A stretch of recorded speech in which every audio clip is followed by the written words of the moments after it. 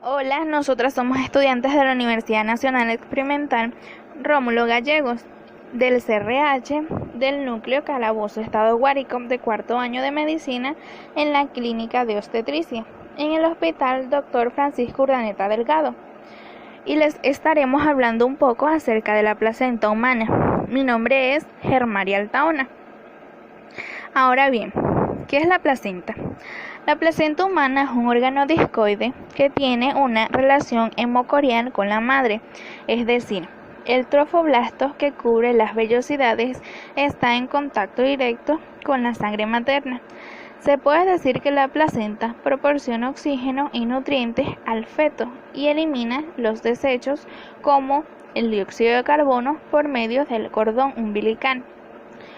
Por lo tanto, la placenta es un órgano muy especializado que interviene en la nutrición del feto, la regulación de su crecimiento y su metabolismo, así como su actividad endocrina. El desarrollo de la placenta y el feto es un proceso continuo que comienza en el momento de la fecundación.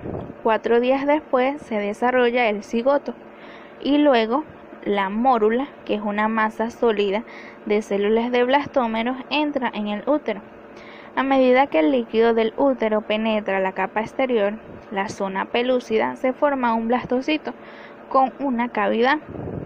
Además de los resultados de penetración del líquido en la separación del blastocito ampliado, este se divide en dos partes, la masa celular interna y el trofoblasto.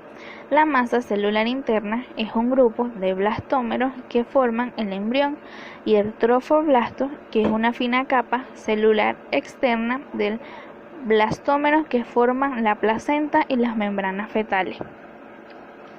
Ahora bien, hablando anatómicamente, la placenta es un órgano feto-materno que cuenta con dos componentes, la porción fetal que se origina del saco coriónico y la porción materna que se desarrolla del endometrio. La placenta y el cordón umbilical funcionan como un sistema de transporte para el paso de sustancias entre la madre y el feto. Se aplica el término de decidua al endometrio durante el embarazo. Este nombre indica que la parte del endometrio se separa del resto del útero durante el parto. La decidua tiene 3 regiones, como lo vemos en la imagen: la decidua basal, la decidua capsular y la decidua parietal. En la decidua basal se encuentra en la profundidad y forma el componente materno de la placenta. En la decidua capsular se encuentra la porción superficial y en la decidua parietal se encuentra el endometrio restante. Algunas de las células deciduales se degeneran cerca del saco coriónico y junto con la sangre materna son una rica fuente para la nutrición fetal. Aunque no se conoce a ciencia cierta la importancia de estas células, se cree que son para proteger el tejido materno contra la invasión del cisio-trofoblasto. Las regiones deciduales se identifican de manera clara en el ultrasonido y son muy útiles para el diagnóstico de un embarazo temprano. De esta manera, la placenta, hacia el final de la tercera semana de gestación, ya se establecen las disposiciones anatómicas necesarias para los intercambios fisiológicos entre la madre y el embrión. Al término, la placenta presenta una forma discoide, como ya le dije anteriormente, que mide de 15 a 20 centímetros de diámetro y de 2 a 3 centímetros de espesor. Es más gruesa en la parte central y más delgada en la periferia. Pesa alrededor de 400 a 600 gramos y es de consistencia blanda. La placenta tiene 2 caras o 2 superficies, como lo vemos en la imagen: la superficie o la cara fetal y la superficie o la cara materna. En la superficie o cara fetal, esta es la que mira hacia la cavidad amniótica y tiene un color azul acerado. Es donde se inserta el cordón umbilical y la superficie es lisa por el anios, formado por el corión velloso. En la superficie o en la cara materna es la que mira hacia el útero, es de una superficie rugosa por los cotiledones, que son la utilidad funcional de la placenta. Es de color rojo. En cada cotiledón existen orificios de 5 a 2 milímetros de diámetro formados por una decidua basal. Además de sus caras, la placenta también presenta 3 capas, que son las capas coriónicas, espacio intervelloso y la capa corial. En la placa coriónica es la cara fetal y tiene un epitelio de células cúbicas o cilíndricas. En el espacio intervelloso está limitado por la placa basal y la corial. Es un aspecto amplio en el cual se encuentran flotando los troncos vellosos con ramificaciones que terminan en las vellosidades coriales. En estado normal, los espacios intervellosos de la placenta plenamente desarrollados contienen cerca de 150 milímetros de sangre que se regeneran de 3 a 4 veces por minuto. En la placa corial, constituida por cincio-trofoblast y el citotrofoblasto, que al degenerar se llenan de fibrinoides por el cual por debajo constituyen la capa del Ignitabulch. No hay que olvidar que la placenta debe ser explorada como parte normal en el segundo y en el tercer trimestre. Debemos valorar en estas la posición, el tamaño y la ecogenicidad buscando indicios de hemorragias o masas. Por otra parte, podemos observar o evaluar ecográficamente la placenta a partir de la semana 7 u 8 de gestación. Como mejor se observa es una posición fúndica anterior o lateral. En la posición posterior, que es donde el feto suele interponerse normalmente. La placenta es un órgano muy vascularizado y tiene 2 circuitos de suministro sanguíneo. Por un lado está el lado fetal, donde las arterias hipogástricas y a través de las arterias umbilicales llega la sangre y una vena umbilical que la lleva de vuelta a la vena porta izquierda. Del otro lado está el lado materno.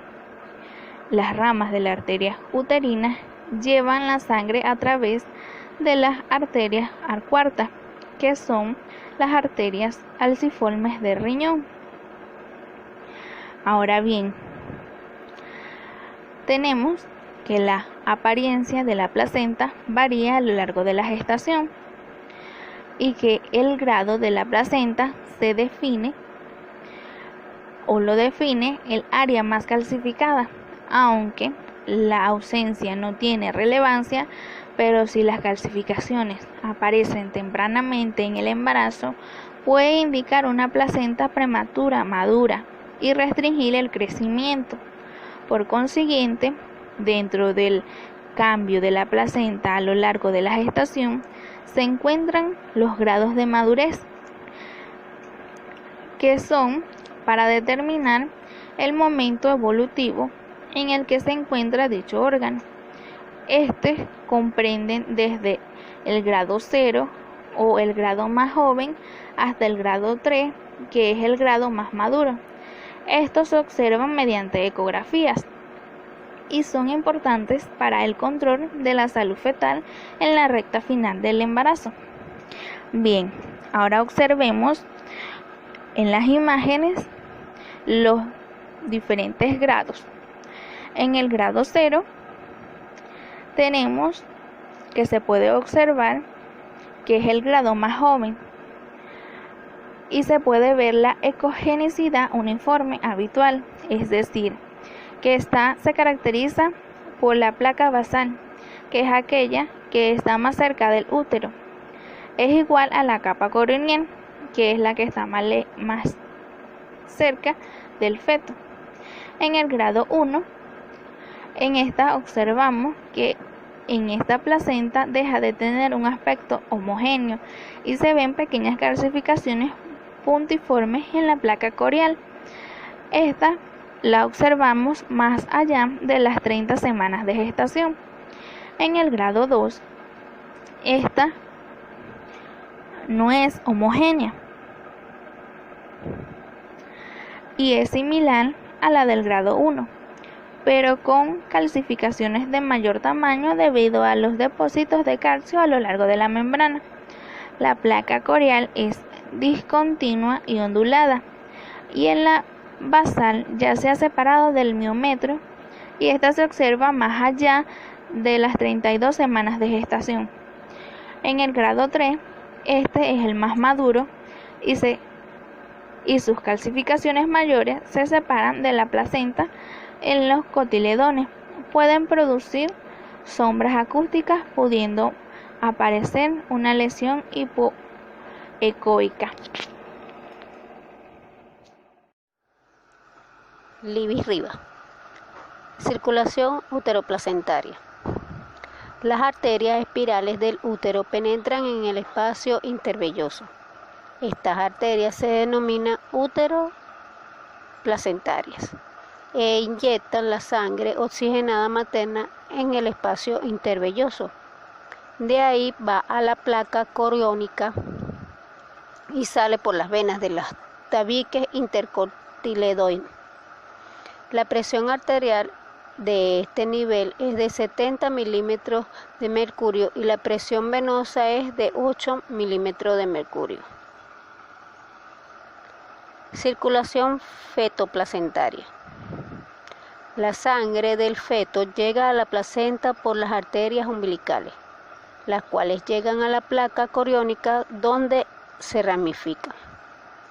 El sistema venoso por el que retorna la sangre al feto es paralelo al del arterial, terminando en la vena del cordón umbilical. En el cotiledón fetal hay dos sistemas capilares: el sistema capilar endovelloso, responsable del metabolismo materno fetal, y la red paravascular alrededor de las arterias y las venas, formando anastomosis arteriovenosas que se relacionan en el sistema capilar endovenoso. La presión arterial umbilical es de 55 milímetros de mercurio. La presión capilar es de 35 milímetros de mercurio. La presión venosa umbilical es de 30 milímetros de mercurio. Función placentaria. El desarrollo de la placenta es un proceso altamente regulado, que es esencial para el crecimiento normal del feto y el desarrollo y para el mantenimiento de un embarazo saludable.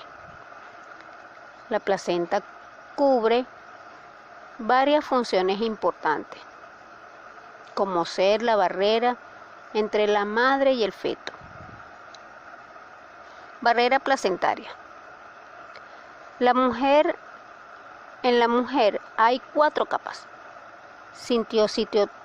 fotoplasto, citotrofoblasto, tejido conectivo, trofoblasto y endotelio capilar fetal.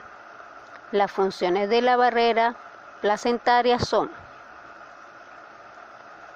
separación de circulaciones sanguíneas maternas y fetal, controla la transferencia placentaria, evita el paso libre de las moléculas.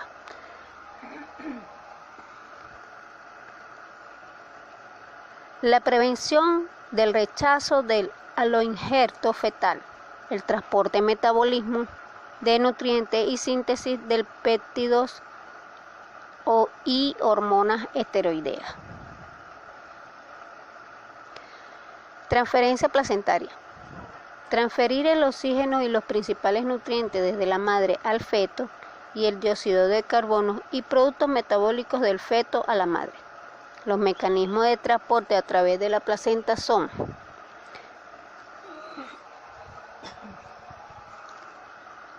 difusión simple, difusión facilitada, transporte activo, pinocitosis.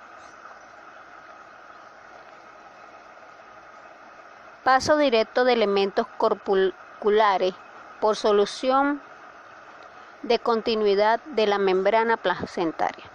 El intercambio viene determinado por características de la membrana en el intercambio, presión hidrostática y presión osmótica, flujo sanguíneo placentario fetal y materno, concentración de sustancia. Metabolismo placentario. El intercambio de agua, electrolitos y otras moléculas. Agua, regulada por la diferencia entre la presión osmótica entre la sangre materna y la fetal, aumento de presión osmótica, aumento de atracción del agua. Electrolito, dependen de la presión osmótica a ambos lados. Esta en relación al tamaño de las moléculas y de las cargas iónicas. Sodio, difusión pasiva facilitada. Iones, yodo, hierro, calcio, cobre y fósforo. Mecanismo de transporte activo. Hidratos de carbono.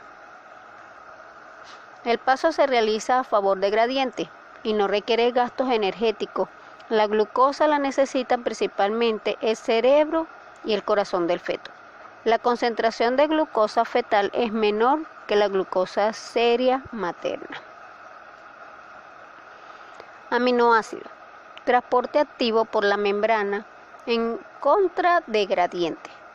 Se usan los aminoácidos para síntesis de proteínas y para el metabolismo energético. Concentración de aminoácidos fetal es mayor que la concentración de aminoácidos de la madre. Lípido, transporte por difusión. Aunque con disminución de la permeabilidad, se puede producir por un transportador plasmático, albumina, o por la creación de un estado intermedio de esterificación de los ácidos grasos libres. Fosfolípidos en la placenta. La concentración de colesterol es menor que la de la madre. Vitamina. Transporte activo. Vitamina C, A, D, E, K y B12. Damaris Herrera. Función respiratoria de la placenta. Es el primer pulmón fetal, aunque con menor capacidad que el pulmón. El oxígeno y el dióxido de carbono atraviesan la barrera placentaria por mecanismos de difusión simple.